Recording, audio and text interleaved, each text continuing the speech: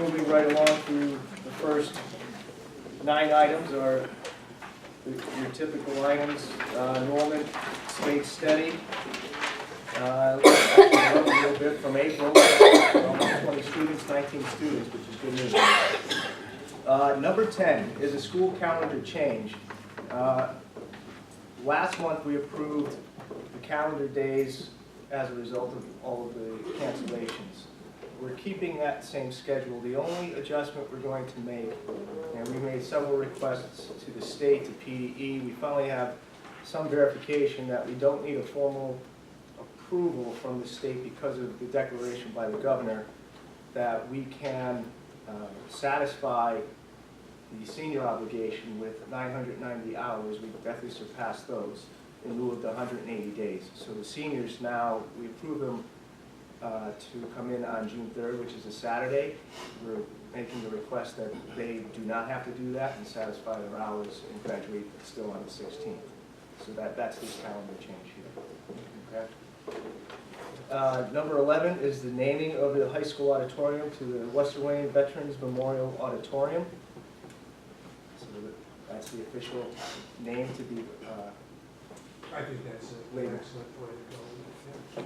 Sounds good. Very good. So that's number 11. Number 12, CM3, bills payable.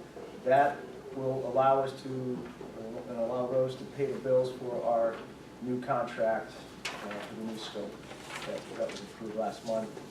Thank you, Don, for signing that contract, which is underway. So we got some stuff purchased this weekend. We're in the process of it, and we're putting orders in and getting ready for materials to come in so we can start as soon as possible. Number 13 is the Board of Election appointing a legislative representative, liaison. So we have Bernice. Yeah, I'll do it again. Bernice? Since I did it required nothing last year, I'm in. Yes, it's a lot of experience now. Sounds so we good. should give it- Yeah, I'm doing nothing. So we'll have. Those are the positions I want.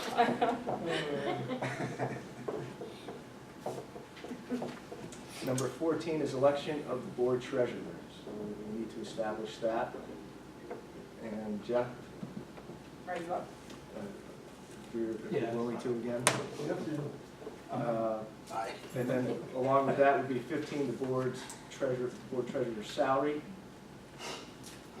Number 16 is the board treasurer's bond, which basically is somewhat of an insurance policy in case something happens with anything related to the treasurer's reports and duties. Number 17 is the donation of the board treasurer's salary. I know last year we made donations. Three different charities. Maybe just email them to myself or Sue Romansky, and then we'll put that out for you as well. Okay? 18 is the board secretary. Rose is currently the secretary. Everybody's okay with that? I'm willing to do it again if you want me to. That's fine. Do we need to go through the election process even though we're not making any changes? I believe so. Okay. Because it's a year. I think it's secretary one is every 4 years. Was that before? Yeah, So you've been there already? it's been 4 years, yeah. Wow, okay. This is in it. Do you take the salary for that, the I do. $3,000? You do. Okay, and you don't donate it anywhere else? Okay, thank you. The board secretary bond, so similar to the treasurer's bond, that gives us some reassurance there. 21 is the exoneration of tax collectors. And then 22 is the appointment of tax collectors. And there's a list of the tax collectors on the next page for you.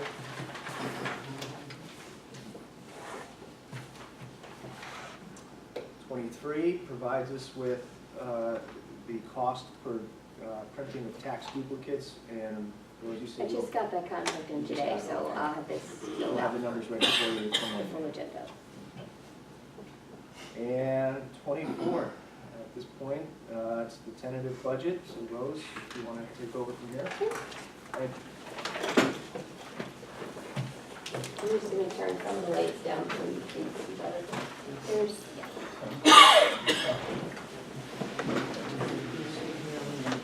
is that okay for site if I do I that? think or it you was want a more lights legislative down? meeting. You think that's okay? You're wrong. Yeah, okay.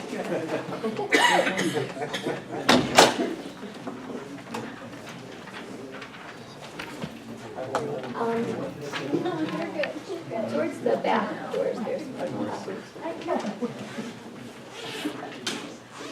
So what I have tonight is a presentation, a breakdown of what the tentative budget will look like for the 17-18 school year. We'll go through the revenue sources, the expenditures, and the major areas of our budget, and then a summary. We'll summarize what we're looking at. And again, this is a preview, it's still a working document. On Monday night, the 8th, we will be asking the board to approve a tentative budget. That budget will go on display for 30 days and we'll advertise it. It'll be here in the office for anybody that wants to come in and look at the forms. And then at the June meeting, we'll ask them to approve the finalized budget. So that'll be at the June meeting. This will be tentative for Monday night. So if we look at the revenues by source, this is where our money comes from. From local sources, which includes our real estate taxes, real estate transfer taxes, money that we have passed through that comes from the intermediate unit, that's all come under local. Our local sources adds up to just under 62% of our budget comes from local source revenue. The state, which includes our basic ed subsidy, our special ed subsidy, early intervention funding, the state's share of our Social Security and our retirement expenses. Those all stuff fall under the state, and also our transportation reimbursement. That all comes through state funds. Federal funds, which makes up just over 1% of our budget, is our Title I funding, and also some medical access money that we get, both school age and for early intervention. Those items come under federal, and that makes up just over 1% of our budget. Before you move, in regards to the state, did you ever question the state, or has anybody that you know from other districts locally questioned the state on the 37.26% when the state constitution says they're obligated to 50%? And that would make a big difference. We have brought that up, of course, because it's been many years that we've been under the 50%, and it has been brought up quite a bit, but there's been nothing to change those factors. And yeah. since you've been here, it's been that way. No, yeah, Most it's been likely, and between probably 35 and before that. 38% since I'm here. I'm here Yeah. 17 years, and in those 17 years, it's never wavered much between 35, 38%. They always come out that they're helping us out here and there, and they're gonna do this like Act One, and then they're not gonna give us the money. I mean, this is ridiculous. I mean, they're just, Yeah, there are some proposals that I do have in a future slide. okay. One of the big things that they were looking at, and they're still pondering it, is the elimination of the property tax. Property taxes. That's one of their proposals out there. But in order to do that, they would have to either raise the personal income tax or the state sales tax. So Right. I think they're running into some trouble with getting, raising the money they would need to cover our property taxes. What they would do is, the initial proposals that were out there would be that they would leave, property taxes would stay in place to cover our debt service. Right. For us, our net debt service is about $3.6 million. So they would have to allow us to keep, it would be about 2.5 mils, just under 2.5 mils that we would still have in property tax to cover our debt service. And then the rest of the money that's generated from our property tax would come from state funding. So that would definitely change that percentage. Right. But that, at this point, is just a proposal. It's not something that has passed legislation. And that's So a we're good just point, watching it closely, but I'm But for sure. the local property owners who pay the 61.57%, they just need to know that the state hasn't fulfilled their obligation of public education in a very, very long time. The Act One money, and I harp on it all the time, gives us that $200 help with your taxes. It's not a reduction as Act One was supposed to be. And the bottom line is, there's a lot of revenue coming in the gambling through Act One, and they're using it for the walk-around money, just so you're aware of that. Because things don't change much in Harrisburg.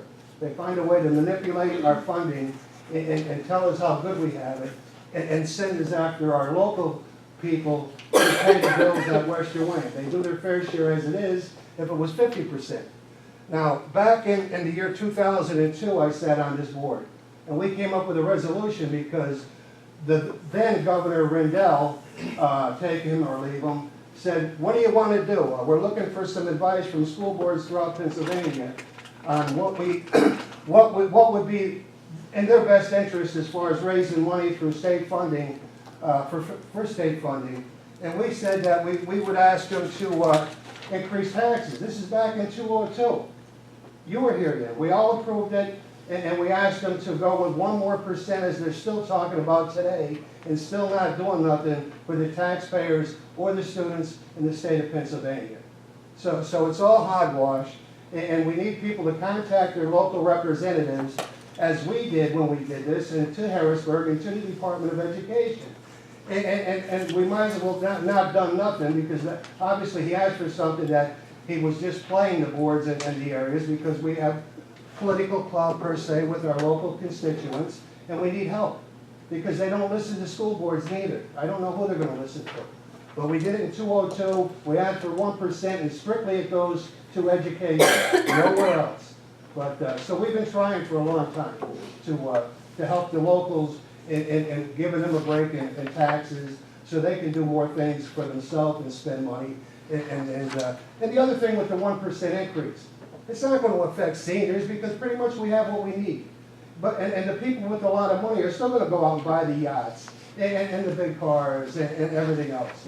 So it's not unfair, a 1% increase to people getting up in their age, and it's not going to hurt the people that have a lot of money. So why they don't do it, or why they can't do it now when they talk about it, really blows my mind, because it's just words. It's just words. So we need help from the outside to contact locals, if you could. If you could. Thank you. Yep, and, you know, with the proposals they're talking about with the property tax elimination, some of the concerns that we have, like our business managers group, is will they filter that money through to the school districts, like they would, you know, Sure. state in the legislation? Because with the gambling money that went into place, the majority of that was supposed to come to the school districts for real estate tax reductions for all the farmstead, homestead approved properties. Since that went into place in 2006, we've gotten the same amount of money. It's about $876,000. I do that in a future slide too. It works out to about 210, 2,000. Yeah, it was always a per 200 property, change thing. and it hasn't changed. It hasn't increased. Now the the casinos are in place and they're generating money, but the money that's coming and filtering to the school districts has not changed since 2006. Maybe $100 here or there, but not a significant change. What you have to do is you have to have it. You have to have it by law. By law, they can't take the money in Act 1 and go anywhere, is what we should have said.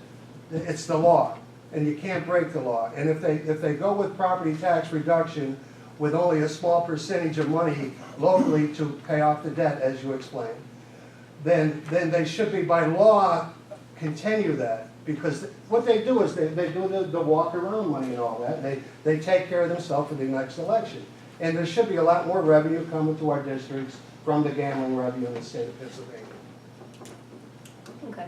This is just another way to look at the money. For this, the revenue budget for us is a total of $43,252,000, and it's broken down, the percentages that I showed on the last screen, with the dollar amounts listed. Our county assessments, full market value for the district, and this is based on 2015 numbers, is $1,809,258,000. And then our assessed value for 2017, we get a certified assessed value from the county in January of each year, and that is $603,953,000.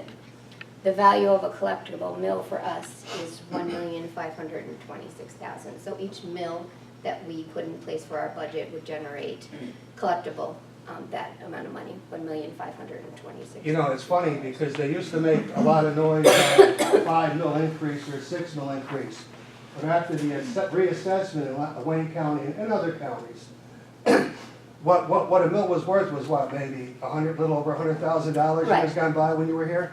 Now a mill is worth 1.526. So it makes it look like we're only going a mill, but actually, if you took that down from what it used to be for reassessment, it's probably about 10, 12 mills every year.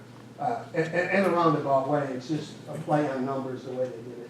The reassessment, along with the increase of $1,500,000 for one mill. So everything's changed, and you gotta look at it differently, because, and again, we're here, we do a good job with our educational system, and we need the revenue to continue on with that, and it's Harrisburg again where the problem lies, so help us fix the problem, or don't re-elect the same people that we keep putting in office.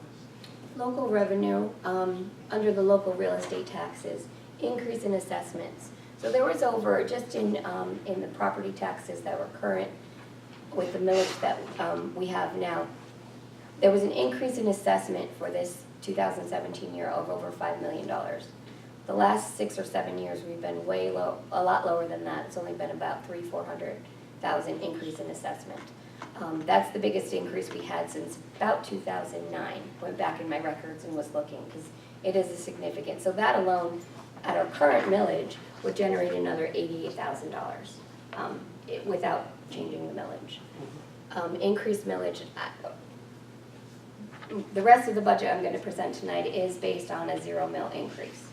All right, so increased millage would be 0 at this point. So I'm proposing that we do our current millage at 16.7024. That's what was in place for 16-17, and we can balance this budget with that same millage for the 17-18. And everything I go through futuristically is going to explain why we can do that. Thank you for that, Rose. We did not go for referendum exceptions. That would have been something we had to do back in December and January. We felt at that point we would not need those. Right now, the 2 exceptions that we would have qualified for were increases to our special ed costs and also retirement, the increase in retirement. But they would have been minimal at this time based on our expenses. So we did not apply for those, so we're not eligible. We are eligible to increase our taxes to the index, which would be about 0.4 of a mill increase, and it would generate close to $600,000.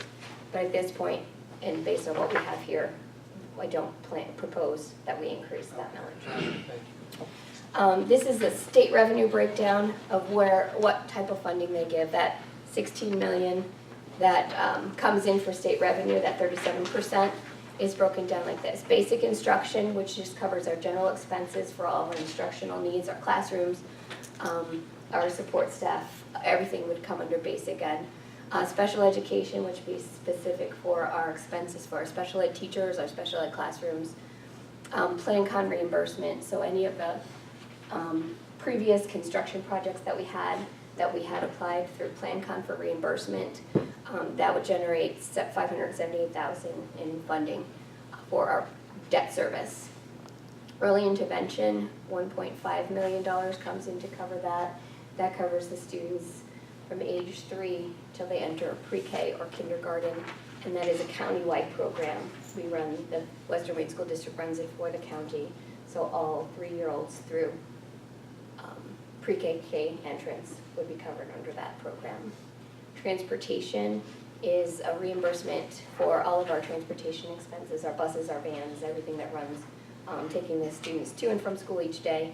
And what happens with that is the state reimburses us anything over a $500,000 of our market value, which for us in this previous year that we just finished amounted to about $880,000 with our expense. And then anything over that for the transportation comes back to us in subsidy. And the only problem for you with that is it comes out years in instead of upfront. It's a year lag. I mean, we got subsidy each year, but this year during 16-17, we're actually getting the 14-15, so it lags, but we do get, yeah. So if we had major changes to our transportation, we would have to have an upfront cost. Okay. And then we would get it back futuristically, but we don't foresee any major changes with our transportation at this point. The property tax reduction in revenue, and that's the gambling money that we talked about, that generates $876,000. And that, as of Wednesday last week when I looked, that's not been certified yet, Okay. but that's the assumption of the amount that we will get. Okay. They certify that to the Department of Ed, usually towards the end of April. But I know on Wednesday last week when I looked, it hadn't been certified yet, so I'm not sure. But this is based on what we've received the last I few wonder years. what kind of revenue they do bring in, though. That's thrown off on your presentation, but we'll have to talk a little bit more Yeah, that about I don't know. Yeah. Social Security and retirement, those two figures are based on our expenses on salary. So the Social Security that we pay out on the payroll, half of it comes back, half of that expense comes back from the state, and the same with retirement. And I have slides futuristically that show a little bit more on the expense side, but that's the revenue that we get from the state. They cover half of our expenses on those. And then Ready to Learn money, which is money we've received the last probably 10 years, I think, close to 10 years, that it helps us fund our full-day kindergarten program. It was one of the state revenue sources that came through, and at the time it came through, it allowed us, because we already had a full-day kindergarten program in place, it allowed us to use the money to maintain that program. A lot of times the new funding sources that come through, they require you to institute new costs to be able to take advantage of it, but that was one that they did put in place that allowed us to maintain the program that we already had in place here. There's other smaller funding sources that come through for a total of about 190. They're all little ones for a total of $16,114,000. Federal revenue. We've had some changes. We're anticipating some changes to the federal funding for the 17-18 school year based on what we know right now. We do feel that we will lose the Title IIA funds, which covers some money for class size reduction. So in the current year, we have about $113,000 that covers that. But from what we understand, and of course nothing's finalized yet with the federal budget, but from what we understand, we will lose that funding. So it will be a decrease of $113,000. The federal programs, I did reduce that on the revenue side slightly because we've seen a reduction each of the years. Our current year, we have about $340,000 that's coming in from federal for the Title I program, but I think we're going to be closer to $300,000. But again, these aren't finalized numbers yet. This is what we're using to cover our tentative budget. Medical access reimbursement, $208,000. That's a little bit higher than what I've had in the last 2 years' budgets. That's the money that's generated from all the direct services that are provided to the students, like physical therapy, speech therapy, any of the therapies that they receive through the school district, we can submit for reimbursement through them, through the medical access program, which is a federal program. So it's stabilized a little bit more in the last year. A couple of years ago, the one year we didn't get any of the funding. There was some big changes that occurred on the state level, and it kind of affected us, but it's stabilized much more, and I feel that that is a pretty good indication of what we received during 17-18. Fund balance. Based on the expenses that we have, we're proposing using about $330,000 out of our fund balance. We ended 15-16 school year with $6,206,000 in our fund balance. And this budget, and a lot of it is because of the what ifs. There are several what if items, and wouldn't want to institute additional tax or change much without, because hopefully we can get that down to